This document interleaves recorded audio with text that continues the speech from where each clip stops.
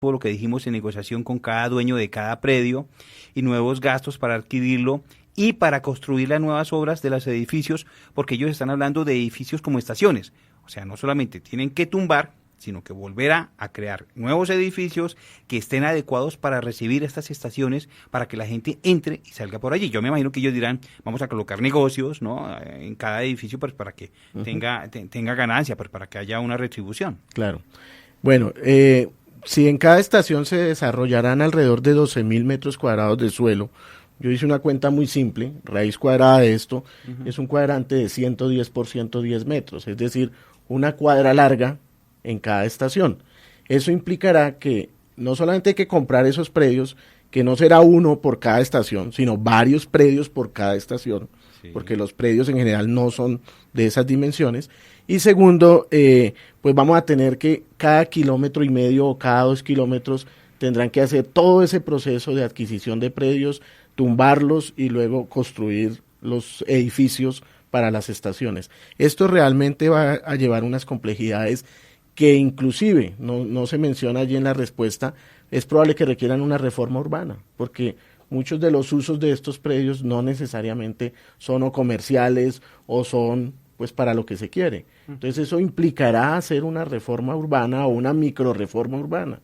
Y eso es tiempo y es costo, ¿no? Sí, señor. Bueno, sigamos con el tema.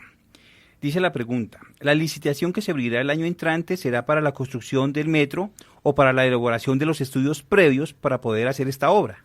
Los diseños fase 2 y las bases de las licitaciones internacionales se contratan desde este año para poder realizar el año entrante, segundo semestre, la contratación del desarrollo. Bueno, ingeniero, no se hacen estudios, sino se colocan los ya realizados por el concepto que dio esta empresa francesa. O sea, no se hará licitación de estudios. ¿Y será que se hace licitación para contratar a la empresa que se encargue de la obra? ¿Esta parte la tienen clara ustedes, los que tienen que ver con este tema? La tenemos absolutamente clara. No se puede proceder a hacer contratación de construcción si no se tienen estudios y diseños para los sitios donde se va a desarrollar la obra. Cualquier multinacional o empresa internacional financiadora de los proyectos sabe que no se pueden dar una cosa sin la otra, es una secuencia.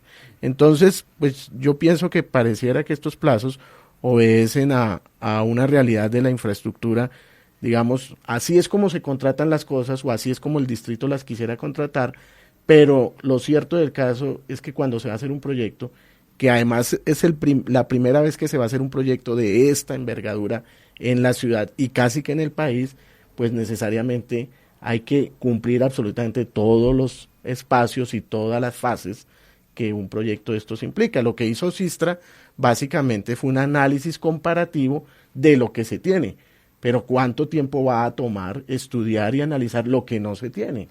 Exactamente. Bueno, siguiente pregunta.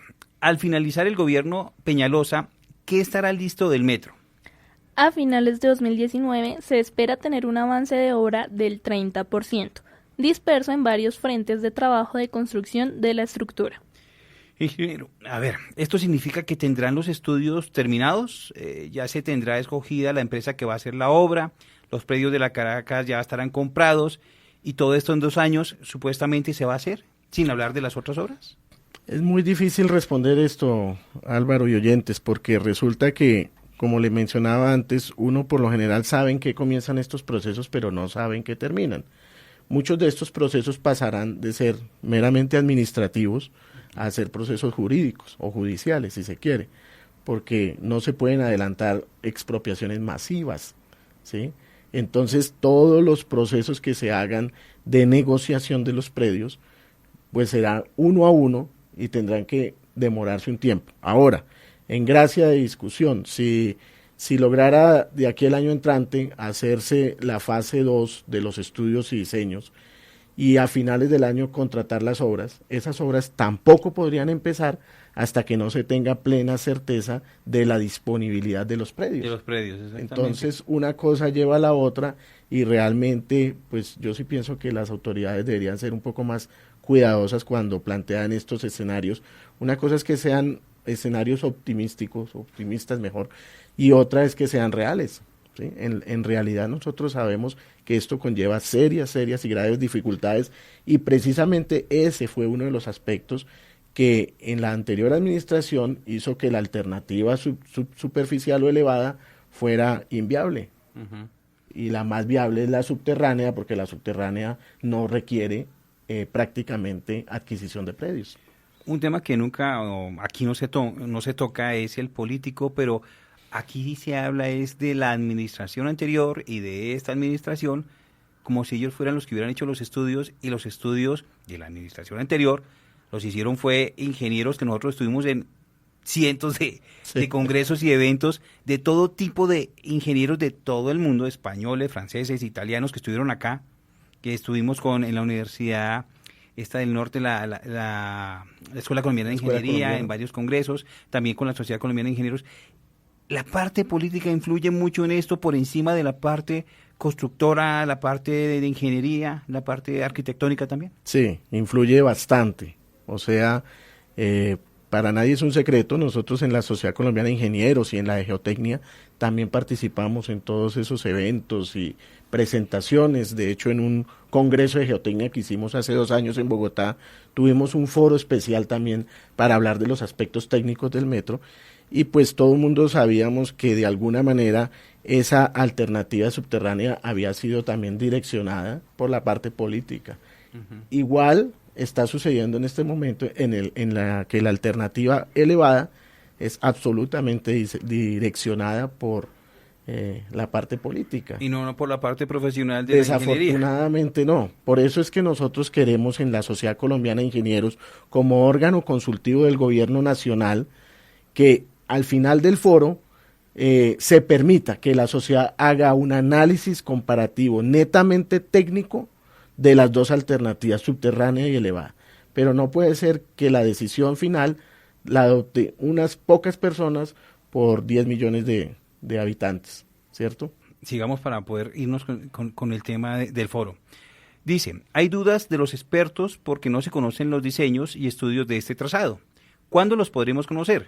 Responde. La consultora Sistra presentó durante 4 meses los resultados de diferentes análisis comparativos, cuadros de datos. Actualmente prepara los informes finales, que son los textos explicativos. Ingeniero, ¿qué entiende usted en esta respuesta? Pues yo lo que invito es a una reflexión.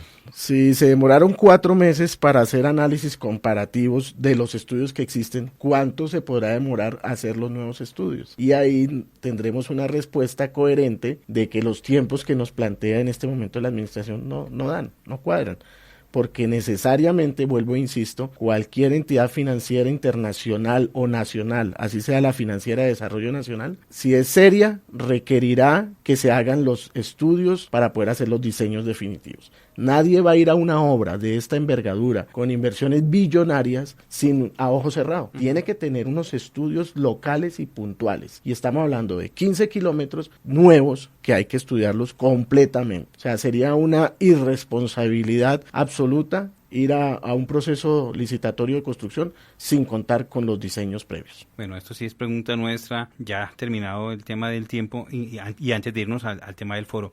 Ingeniero, al haber escogido ahora las Américas, ¿era mejor que la otra opción? Bueno, yo no soy experto en los temas de demanda de pasajeros, pero soy ingeniero, y como ingeniero nosotros sabemos que cuando se hace un estudio de demanda de cualquier naturaleza, pues se trata de coger el eje central de esa demanda para optimizar y que la demanda llegue a confluir hacia ese eje central. Al correr en particular el eje occidental 2 kilómetros al norte, pues toda la demanda que decían los estudios que era la más importante de atender, estamos hablando de Ciudad Kennedy y de ahí para allá hacia el suroccidente, pues va a quedar en la misma, se va a quedar sin atender, porque la gente va a tener que, para coger el metro, trasladarse a la Avenida de las Américas, que es lo que actualmente no hacen. Actualmente se van por la 1 de Mayo porque es la única opción que tienen. Entonces vamos a hacer un sistema de transporte masivo redundante, ¿sí? Porque vamos a tener 2 soluciones para un solo problema, que mal que bien ya está solucionado. Evidentemente se puede mejorar, igual que la troncal de la Caracas, pero eso no quiere decir que al correr estos corredores Entonces lo que vamos es a hacer que esa demanda, que era la que los estudios, que es más, el gobierno distrital se había comprometido a respetar el corredor occidental y lo están cambiando porque saben que físicamente hacerlo elevado por ese corredor es muchísimo más complicado que hacerlo por la Troncal América. Entonces ahí hay un tema que sí le pedimos al gobierno que sea mucho más transparente. Entonces, para poder realizar una construcción elevada o subterránea efectiva, necesitamos nuevos estudios, necesitamos una compra de previos antes, o sea, apenas salen los estudios, realizar la compra de previos y así empezar avanzando, ¿cierto? Y después viene la licitación de la empresa que vaya a hacer la construcción del puente elevado. Sí, digamos... No hacer las tres cosas al tiempo porque no va a salir nada. No va a salir nada, digamos. Todo proyecto de infraestructura tiene mínimo 3 fases. La primera se llama de prefactibilidad, digamos que de alguna manera esa se puede solventar rápidamente. La segunda de factibilidad técnica, que es donde se decide si es viable técnica y financieramente hacer el proyecto por donde está. Ese estudio hay que hacerlo para las nuevas condiciones, tanto de corredores como de estructura elevada. Y la tercera se llama fase de estudios y diseños definitiva. Esas fases en cualquier estudio normal tardan entre 6 meses y 1 año. En un estudio como el de Bogotá se tardaron 2 años en la anterior, sin llegar a la fase 3, la de diseños definitivos, porque esa era la que se iba a contratar posteriormente. Es decir, que en esto tenemos que ser muy serios, porque la ingeniería de calidad o un proyecto de esto requiere mucha seriedad y rigurosidad técnica, y esas fases no se pueden saltar. Habrá cosas que se puedan hacer en paralelo, por ejemplo, ir negociando algunos predios, pero si después se dice no, hay un cambio porque técnicamente o financieramente no es viable, entonces, ¿qué va a suceder con esos predios? ¿Se van a perder? ¿Cómo se va a desarrollar eso? Hay que ver con el orden. Bueno, ingeniero, vámonos ahora sí con el tema del foro, porque este programa también se hace pensando en lo que va a ser este 20 y 21 de octubre, en donde la Sociedad Colombiana de Ingenieros va a realizar el foro Metro de Bogotá, y allá se va a analizar con todos los grupos, el grupo de ingeniería de la sociedad, con el grupo de ingeniería de la alcaldía, y con todos los invitados. Va a estar la alcaldía, va a estar, ¿quién más va a estar? Ingeniero, comienza. Va a estar la empresa Sistra, que es la que recientemente está haciendo estos análisis comparativos. Van a estar diferentes instancias del gobierno nacional, por ejemplo, Planeación Nacional, la Financiera de Desarrollo Nacional. O sea, nosotros queremos que la nación no siga dejando sola a Bogotá en la toma de decisión, de una decisión que va a impactar no solo a la ciudad de Bogotá, a todo el país, porque estamos hablando de que el gobierno distrital debe entregar el 70% de los recursos, con lo que tú empezaste el programa diciendo que el presidente Santos comprometió un COMPES. Ese COMPES efectivamente compromete los recursos, pero es que la decisión no es solamente entregar plata, sino todos los impactos que va a tener un proyecto de esta naturaleza. Entonces nosotros sí queremos y exigimos que el gobierno nacional asuma su responsabilidad y no deje esto solo en cabeza de Bogotá. Además, habrá otros actores, la academia, ¿sí? Lo que llamamos las fuerzas vivas, ojalá vaya gente, van los medios de comunicación. Queremos que este foro tenga un carácter pedagógico, que todos cuando nos pongamos a hablar del tema no hablemos solamente que yo opino, que yo pienso, sino que tenga un conocimiento de base, así sea pues digamos limitado, pero que todos nos empapemos de la temática y podamos hablar con propiedad de los diferentes aspectos que allí se van a tratar, y en esto los medios de comunicación juegan un papel fundamental. Van a ser 2 días, háblenos de la programación.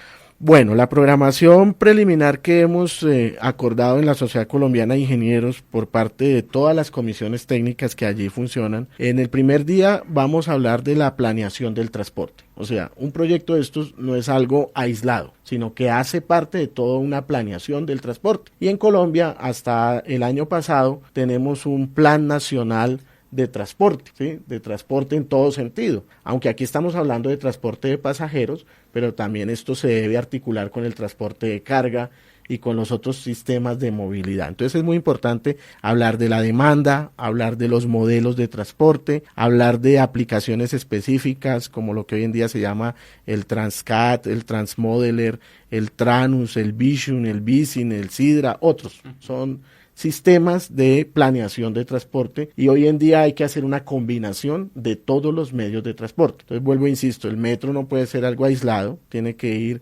cómo se va a articular con el Transmilenio. Eso no tenemos ni idea, solo pensamos que va a ir por encima. Sí, que ahí se detiene, se bajan las personas sí, y suben al Transmilenio. Pero eso no es tan fácil, ni es tan digamos, no es tan evidente porque las estaciones de Transmilenio en promedio están cada 600 metros y las estaciones del metro las están proyectando cada casi 2 kilómetros. O sea, eso va a ser muy complicado porque una persona va a tener que caminar físicamente todo